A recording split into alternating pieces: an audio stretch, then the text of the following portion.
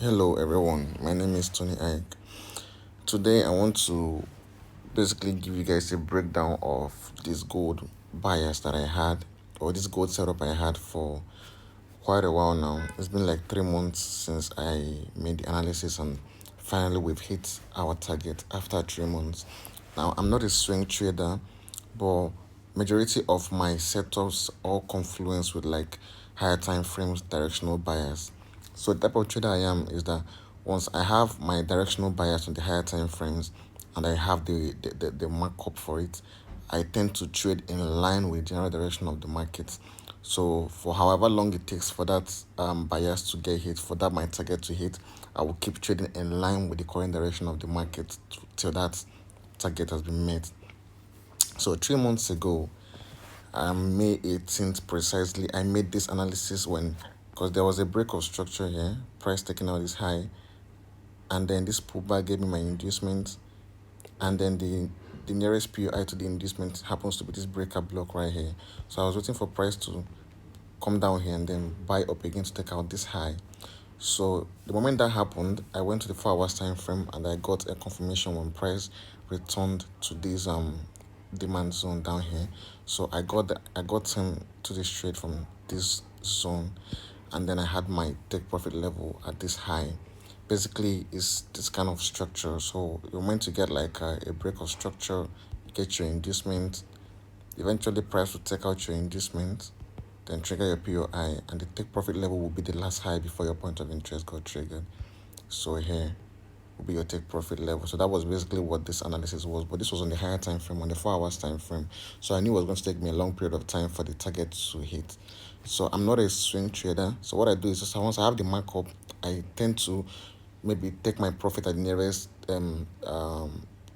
liquidity pool, then look for more setups in line with the direction of the market that I already analyzed before. So if you pay attention, all the trades that I took here were just buys because I was taking trades in line with this overall bias that I have in the market.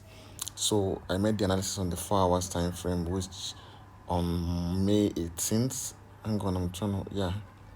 May 18, 2025, this was the buy setup I had. My take profit level at the high 3514.22.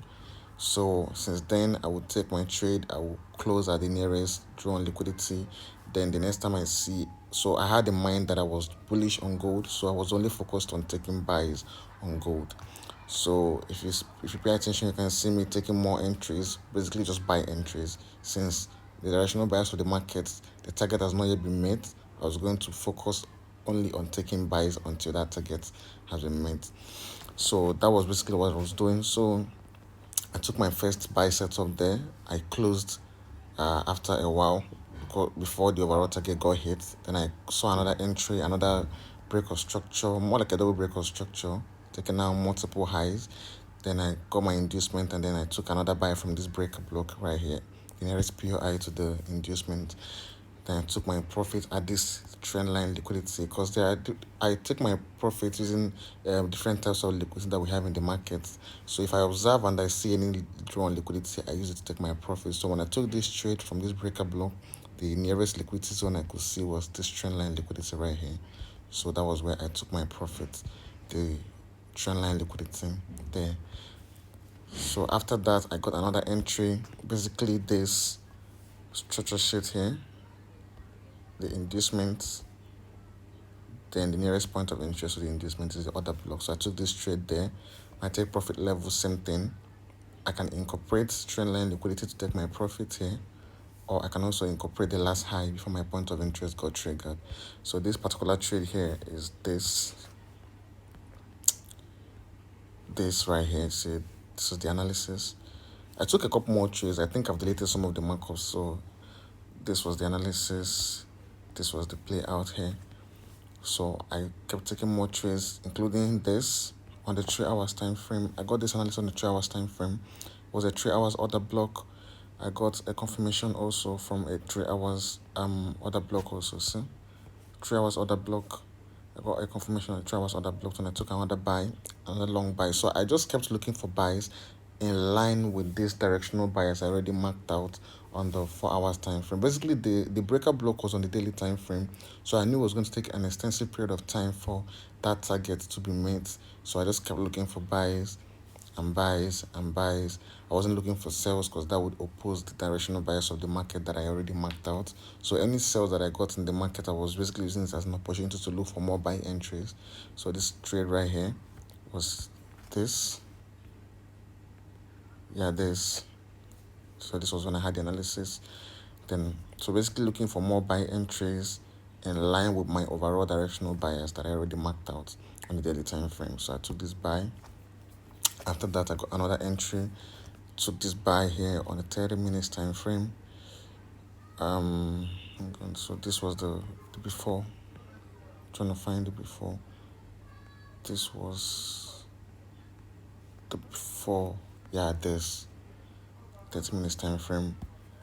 Let's trade this here. Hang on, my trading view is lagging. Okay. Yeah, and this was the play out. So I basically just kept looking for buys and buys and buys until eventually that high got taken out. And one thing you should know about gold is when a new all-time high has been made, price tends towards go higher. So I kept looking for more buy entries for me to keep trading gold, because I knew basically after the all-time high has been made, even though there are going to be retracements, gold will still be bullish for an extensive period of time. So I took this buy on Monday or on Sunday, beginning of the week. This buy right here. This was the analysis. Took this buy. Then I also took another buy today, NFP, which was this. So this is 1:32 risk to reward ratio trade. This is a 1:17 risk to reward ratio trade. This is a 1:14 risk to reward ratio trade. I took a couple setups in line with that daily time frame bias that I had marked out. This the 1:13 risk to reward ratio trade. So the only thing is that I'm not a swing trader. So because I'm not a swing trader, I don't hold trades for an extensive period of time. What I do is once I have my bias marked out, my target, I tend to look for entries in line with that target that I marked out. Until price hits that target, I'm going to be trading in that direction. So if I'm bearish, if my overall bias is bearish on a daily time frame, I know it can take me months before my target gets hit. Since I'm not a swing trader, I can take intraday trades. Highest I can hold a trade for will be like a day or 2 days. Then the next day, I just look for another entry to get a continuation to take more sells. And if I'm bullish, I'll look for continuation to take more buys. So that was what I was doing. So that was it on gold. And also, I had this analysis on USDJPY for hours time frame. I'm bearish on UJ, because overall we are bearish on USDJPY. You can see this is a clear downtrend, and then so price just rallied up to just trigger this OB for more sales. After that, price gave more confirmations by giving me this structure shift to the downside here, taking out this low, this inducement.